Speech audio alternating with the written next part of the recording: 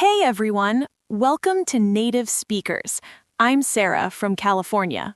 And I'm Johnny from New York. We're native English speakers who are passionate about helping you master real, natural English. That's right. We don't teach textbook English here.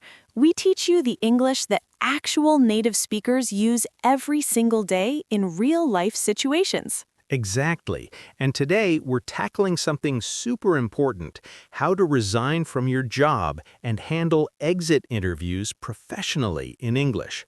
So grab your coffee, get comfortable, and let's dive in. This is going to be good. Okay, Johnny, let's start with a question that I know confuses a lot of people. What exactly is an exit interview? Great starting point.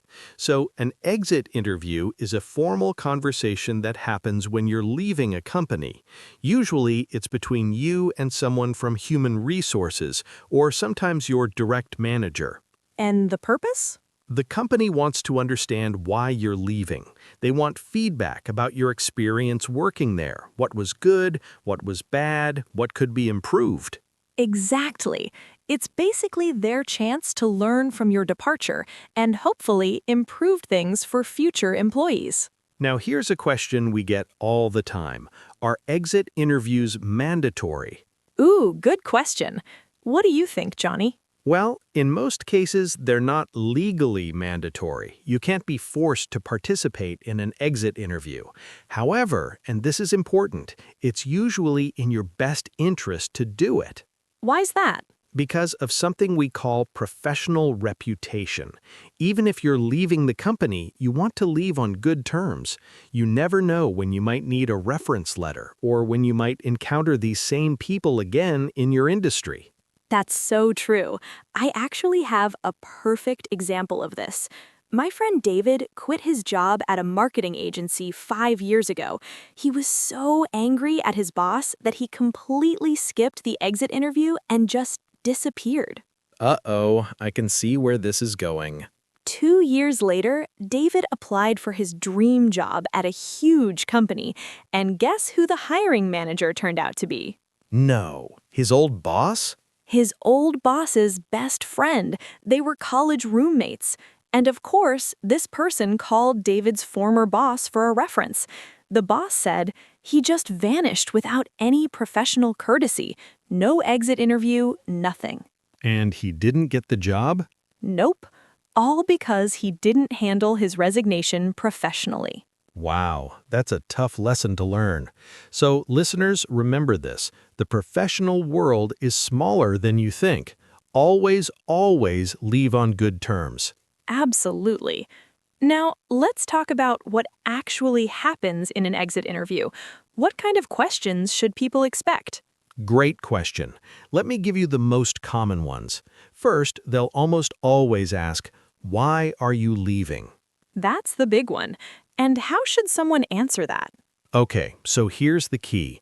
Be honest, but be diplomatic. Diplomatic means you're truthful, but also tactful and professional. Can you give an example? Sure. Let's say you're leaving because you hate your boss. You don't say, "My manager is terrible and I can't stand working with him anymore." Right, that's way too direct and negative. Instead, you might say something like, "I'm looking for a new challenge where I can develop different leadership skills," or "I've found an opportunity that aligns better with my long-term career goals." Ooh, I love that. You're being honest about wanting something different, but you're not attacking anyone or being negative. Exactly. Here's another common question. What did you like most about working here? That's a nice one, much easier to answer. Yes, but it's still strategic. This is your chance to end on a positive note. You might say something like, "I really appreciated the collaborative team environment," or "I learned so much about project management from my colleagues." And even if you didn't love everything about the job, you can always find something positive to mention, right? Absolutely. There's always something. Maybe you liked your coworkers, or you learned new software, or you appreciated the flexible schedule. Find that positive thing and mention it. Okay, what about this question? What could we improve? Ah, the tricky one. This is where people often make mistakes. How so? Well, some people see this as an opportunity to unleash all their complaints and frustrations. They start listing everything they hated about the company. And that's a bad idea? Terrible idea. Remember, the exit interview isn't therapy. It's not the place to vent all your anger. So what should you do instead? Choose one or two constructive pieces of feedback. And here's the key word, constructive. That means your feedback should be helpful and focused on solutions, not just complaints. Can you give an example? Sure. Instead of saying, the communication here is horrible and nobody knows what's happening, you could say something like, I think the team might benefit from more regular check-in meetings to ensure everyone is aligned on project goals. Ooh, I see the difference. The first one is just complaining. The second one identifies a problem and suggests a solution. Exactly. You sound professional and thoughtful, not bitter and angry. Okay, so we've talked about the exit interview, but before that even happens, you need to actually resign, right? Yes, and that starts with the resignation letter. Now, I know some of our listeners might be thinking, can't I just tell my boss verbally that I'm quitting? You can have that verbal conversation, but you absolutely need to follow it up with a written resignation letter. Why is that so important? Because a resignation letter is an official document. It creates a paper trail, it's professional, and it protects both you and the company. It clearly states your intention to leave and your last day of work. Okay, so how do you write a good resignation letter? What should it include? Great question. Let me break this down into a simple structure that anyone can follow. I'm ready. Listeners, grab your notebooks. All right, so a professional resignation letter has 5 main parts. First, you start with a clear statement of resignation. Something like, I am writing to formally notify you of my resignation from my position as Customer Service Manager at TechCo Solutions. So you're being very direct and clear right from the beginning. Exactly. No beating around the bush, no confusing language, just a clear professional statement. What's the second part? Second, you state your last day of work. This is crucial. You might write, my last day of work will be February 28th, 2026. And this gives the company time to prepare, right? To find your replacement or redistribute your work? Exactly. In most countries, there's something called a notice period, usually 2 weeks, but sometimes longer depending on your contract. What if someone wants to leave immediately? Can they do that? Technically, they might be able to, but it's really unprofessional and could damage your reputation. Unless there's an emergency or serious issue, you should always give proper notice. That makes sense. Okay, what's the third part of the letter? Third, you express gratitude. Even if you didn't love the job, you should thank the company for the opportunity. Something like, I want to thank you for the opportunities I've had during my time here. I've learned valuable skills in leadership, customer relations, and problem solving that will benefit me throughout my career. And this is important even if you're leaving because you were unhappy? Yes, remember, professionalism always wins. You don't have to lie, but you can always find something to be grateful for. Okay, what's next? Fourth, you offer to help with the transition. You might write, I'm committed to making this transition as smooth as possible. I'm happy to help train my replacement and ensure all current projects are completed or properly handed over before my departure. Oh, that's really thoughtful. It shows you care about the team and not just yourself. Exactly. It leaves a really positive impression. And finally, the fifth part is a professional closing. Something simple like, thank you again for everything. Best regards, your name. Okay, so let me summarize. We have a clear statement of resignation, your last day, gratitude, an offer to help with transition, and a professional closing. Perfect. You've got it. Can we practice a full example? I think that would really help our listeners. Absolutely. Let's create a sample letter together. Ready? Ready. Okay, imagine you're Sarah Martinez and you're resigning from your position as Customer Service Manager at TechCo Solutions. Here's what your letter might look like. Dear Mr. Johnson, I am writing to formally notify you of my resignation from my position as Customer Service Manager at TechCo Solutions. My last day of work will be February 15th, 2026. I want to thank you and the entire team for the opportunities I've had during my 3 years with the company. I've learned invaluable skills in leadership, customer relations, and problem solving that will benefit me throughout my career. I'm committed to making this transition as smooth as possible. I'm happy to help train my replacement and ensure all current projects are completed or properly handed over before my departure. Thank you again for your support and guidance. I wish TechCo Solutions continued success. Best regards, Sarah Martinez. Oh, wow, that's perfect. It's professional, positive, and clear. And notice how it's not too long? Keep your resignation letter brief, usually no more than 3 or 4 short paragraphs. What should people avoid in a resignation letter? Great question. Let me give you the don'ts of resignation letters. First, don't get emotional or negative. Don't write things like, "I'm leaving because this place is toxic," or "I can't stand working here anymore." Even if that's true? Even if it's true. Save that for maybe a private conversation with a trusted friend, but never put it in writing. What else? Don't go into excessive detail about why you're leaving. You don't need to explain your entire thought process or justify your decision. Keep it simple. And don't badmouth anyone, right? Exactly. Never criticize your manager, your coworkers, or the company in your resignation letter. It's unprofessional and could come back to haunt you. What about mentioning where you're going to work next? Good question. You can mention it briefly if you want to, but you don't have to. Something like, "I've accepted a position that will allow me to grow in my career," is sufficient. You don't need to name the company if you don't want to. All right, so now you've written your resignation letter, you've submitted it, and your company has scheduled an exit interview. Now what? Preparation time. I want to emphasize how crucial this is. Absolutely. You don't want to walk into that room unprepared. Let me share a quick story about my friend Marcus. Ooh, story time. I love these. So Marcus was leaving his job at a software company. He was super excited about his new position and didn't think the exit interview was a big deal. He just showed up without preparing at all. Uh-oh. The HR manager asked him, "What would you say was your biggest challenge working here?" And Marcus, without thinking, said, "Honestly, I never really understood what my role was supposed to be." Yikes. That makes it sound like he wasn't engaged or didn't care about his job. Exactly. And the HR manager followed up with, "Did you ever ask for clarification?" And Marcus realized he'd just made himself look bad instead of providing useful feedback. So what should he have said instead? He could have framed it constructively, like, "I think the role could benefit from clearer job descriptions and more structured onboarding. That might help future employees understand expectations from day one."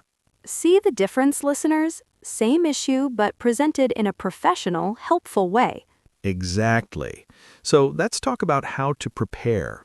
First, make a list of the positive things you experienced at the company. Why start with the positive? Because it's easy to focus on the negative when you're leaving, but you want to present a balanced perspective. Think about, what skills did you learn? What projects were you proud of? Which colleagues did you enjoy working with? And having these ready helps you answer questions naturally and positively. Right. Second, identify 1 to 3 areas for improvement that you can mention constructively. Just 1 to 3? Not a whole list? Exactly. Quality over quantity. Choose the most important issues that could actually help improve the workplace for others. Can you give some examples? Sure. Maybe it's more opportunities for professional development and training, or clearer communication about company goals and direction, or better work-life balance initiatives. Those are all constructive and not personal attacks. Exactly. Third step in preparation, practice your answers out loud. Really? You mean like rehearsing? Yes, this is especially important if English isn't your first language.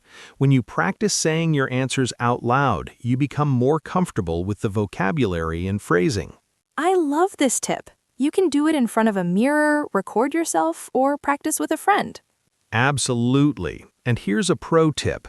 Prepare your answer to the question, "Why are you leaving?" because that's guaranteed to come up. Okay, let's practice this right now. Johnny, pretend you're leaving your job for a better opportunity. How would you answer? All right, here goes. I've accepted a position that aligns more closely with my long-term career goals in project management. While I've enjoyed my time here and learned a lot about team coordination, I'm excited about the opportunity to take on more leadership responsibilities in my new role. That's perfect. You acknowledged the positive aspects of your current job, explained your reason for leaving without being negative, and showed enthusiasm for your future. Thanks. Now let's talk about the exit interview do's and don'ts in more detail. Yes, this is so important. Let's start with the do's. Okay, do number 1. Be honest but diplomatic. You can tell the truth without being harsh or negative. Do number 2, stay professional throughout the entire conversation. This is not the time to let your emotions take over, even if you're angry or frustrated. Do number 3, focus on facts, not feelings. Instead of saying, "I felt unappreciated," you might say, "I would have benefited from more regular feedback and recognition programs." Do number 4, provide specific examples when appropriate. If you're suggesting improvements, back them up with concrete situations. Do number 5, thank them for the opportunity. Even if you're eager to leave, express gratitude for what you've learned. Now the don'ts. Don't number 1, don't bridge bridges. Never insult your manager, trash talk colleagues, or say terrible things about the company. Don't number 2, don't lie. If they ask direct questions, be truthful within the bounds of professionalism. Don't number 3, don't overshare. You don't need to reveal every frustration or complaint you've ever had. Don't number 4, don't make it personal. Keep the conversation about professional matters, not personality conflicts. And don't number 5, don't use the exit interview to negotiate. If you're leaving, you're leaving. This isn't the time to try to get a raise or better conditions. Unless, of course, the company makes you a counteroffer, right? True, but that's different. That's them initiating the negotiation, not you. Okay, Johnny, let's go through some common exit interview questions and practice how to answer them. This will be super helpful for our listeners. Love it. Let's do a role play. I'll be the HR manager, and you'll be the employee who's leaving. Ready? Ready. All right, Sarah, first question. Can you tell me about your overall experience working here? Overall, I've had a positive experience at the company. I've learned a lot about digital marketing, particularly social media strategy and analytics. I've enjoyed working with my team, and I appreciate the collaborative culture. I'm leaving to pursue an opportunity that will allow me to expand my skills in content creation, which is the direction I want to take my career. Perfect. You started positively, acknowledged what you learned, and explained your reason for leaving without criticizing the company. Next question. What did you like least about your job? Ooh, this is a tricky one. It is. How would you answer?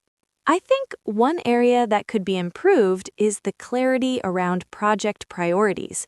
Sometimes multiple projects would come in simultaneously, and it wasn't always clear which should take precedence. I think implementing a clearer project management system could help the team work more efficiently. Excellent. You identified a real issue, but you presented it constructively and even offered a potential solution. That's exactly how to handle these tough questions. Okay, my turn to ask you a question. Did you feel you had the tools and resources necessary to do your job effectively? For the most part, yes. The team was very supportive and knowledgeable. One area where I think investment could help would be in updating some of the software tools we use. Some of the programs were a bit outdated, which sometimes slowed down our workflow. But overall, I felt supported in my role. Nice. You acknowledged the positive while gently mentioning an area for improvement. Here's another tough one. How would you describe the management style here? Oh, that's definitely a sensitive question. You have to be really careful here, especially if you didn't like your manager. Exactly. So, how would you answer? I think the management style here tends to be fairly hands-off, which works well for self-motivated team members. I think some employees might benefit from more regular check-ins and feedback sessions, which could help with professional development and goal setting. That's brilliant. You turned a potential criticism into constructive feedback without attacking anyone personally. Thanks. Here's another question they often ask. Would you recommend this company to a friend? Oh, interesting. How do you handle this if the answer is not really? You can still be diplomatic. You might say, I think it really depends on what someone is looking for in their career. For someone interested in specific field or skill, this company offers good opportunities. I'd recommend it to someone who thrives in describe the work environment honestly, as that's the culture here. So you're being honest without being negative. You're basically saying, it wasn't right for me, but it might be right for someone else. Exactly. It's truthful and fair. Let's practice a few more quick ones. What could we do to improve employee retention? I think focusing on career development opportunities could help. Employees want to see a clear path for growth. Offering more training programs, mentorship opportunities, or clear promotion criteria might encourage people to stay longer. Great answer. Is there anything that would have changed your mind about leaving? This is tricky because you don't want to sound like you're negotiating, right? Right. How would you handle it? I've really thought carefully about this decision, and I believe it's the right move for my career at this stage. I'm excited about the new challenges ahead. Perfect. You're polite but firm. You're not leaving the door open for negotiation, but you're also not being rude. Johnny, I think we should talk about something really important that often gets overlooked: cultural differences in resignation and exit interviews. Oh, absolutely. This is crucial for our international listeners. Right, because what's considered professional in one culture might be seen differently in another. Exactly. For example, in American business culture, directness is generally valued. It's okay to clearly state that you're leaving for better opportunities or career growth. But in some cultures, that might be seen as too direct or even rude, right? Yes, in some Asian cultures, for instance, there's more emphasis on maintaining harmony and saving face. You might need to be even more diplomatic and indirect when explaining your reasons for leaving. So, what's the solution? How do you navigate these cultural differences? Great question. I'd say observe the culture of the company you're working for. If it's an American company, you can probably be more straightforward. If it's a more traditional or international company, you might want to be extra diplomatic. That makes sense. When in doubt, be more polite and diplomatic rather than less, right? Absolutely. It's always safer to err on the side of politeness. And here's another cultural tip. In Western business culture, it's completely normal to change jobs every few years for career advancement. But in some cultures, staying with one company for a long time is more valued, right? Exactly. So if you're from a culture where job hopping is frowned upon, don't feel guilty about leaving. It's normal in many business environments, especially in tech and other fast-moving industries. That's such an important point. Okay, let's talk about some final tips before we wrap up. Johnny, what's your number one tip for exit interviews?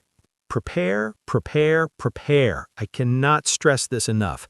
Write down your answers to common questions, practice them out loud, and go into that room confident and ready. Mine is remember that this is a professional conversation, not a therapy session. Don't treat it as an opportunity to vent all your frustrations. Love that. Here's another one. Dress professionally for your exit interview, just like you would for any important meeting. Yes, first impressions and last impressions both matter. You want to leave looking professional and put together. And here's a tip about timing. Try to schedule your exit interview for a time when you're calm and composed. Don't do it right after a stressful incident or when you're feeling emotional. Oh, that's smart. If you're feeling angry or upset, ask to reschedule for a day when you can be more professional. Exactly. And here's something people often forget. Bring a notepad and pen to your exit interview. Why is that important? It shows you're taking the conversation seriously, and you can jot down any important information they share, like details about your final paycheck, benefits, or return of company property. Speaking of which, make sure you return all company property before you leave. Laptop, ID badge, keys, company credit card, everything. Yes, that's actually really important. It's unprofessional to keep company property, and it could even delay your final paycheck in some cases. Here's my final tip. After the exit interview, send a brief thank you email to the person who conducted it. Oh, I love that. What would you say in that email? Just something simple like, "Thank you for taking the time to meet me today. I appreciate the opportunity to share my feedback and wish the company continued success." Perfect. It's professional, courteous, and leaves a positive final impression. Wow, Johnny, we've covered so much today. Let's recap the key points for our listeners. Great idea. So first, we talked about what an exit interview is. It's a formal conversation with HR or your manager when you're leaving a company, designed to gather feedback and understand why you're departing. We learned that exit interviews aren't usually mandatory, but they're important for maintaining professional relationships and leaving on good terms. Right. Then we covered how to write a professional resignation letter with 5 key parts: a clear statement of resignation, your last day, gratitude, an offer to help with transition, and a professional closing. We discussed how to prepare for your exit interview by making lists of positives and constructive areas for improvement and practicing your answers out loud. We went through the do's: be honest but diplomatic, stay professional, focus on facts, not feelings, provide specific examples, and express gratitude. And the don'ts: don't burn bridges, don't lie, don't overshare, don't make it personal, and don't use it to negotiate. We practiced answering common exit interview questions like, "Why are you leaving?" and "What could we improve?" always focusing on constructive, professional responses. And we talked about cultural considerations and the importance of understanding the business culture you're operating in. So, listeners, remember, resigning from a job doesn't have to be scary or stressful. With the right preparation, the right vocabulary, and the right mindset, you can handle this conversation with confidence and professionalism. And always remember, how you leave a job is just as important as how you start one. Your professional reputation follows you throughout your career. Absolutely. So take these lessons, practice them, and when the time comes, you'll be ready to resign gracefully and ace that exit interview. If you found this lesson helpful, please give us a thumbs up, subscribe to Native Speakers, and hit that notification bell so you never miss a lesson. And tell us in the comments, have you ever had to resign from a job? What was your experience like? We'd love to hear your stories. We also take requests. If there's a specific English topic you want us to cover, let us know in the comments below. Next week, we're going to tackle English for business meetings, how to sound confident and professional. You won't want to miss that. Until then, keep practicing, keep learning, and remember, you've got this. Thanks for watching Native Speakers. Bye, everyone.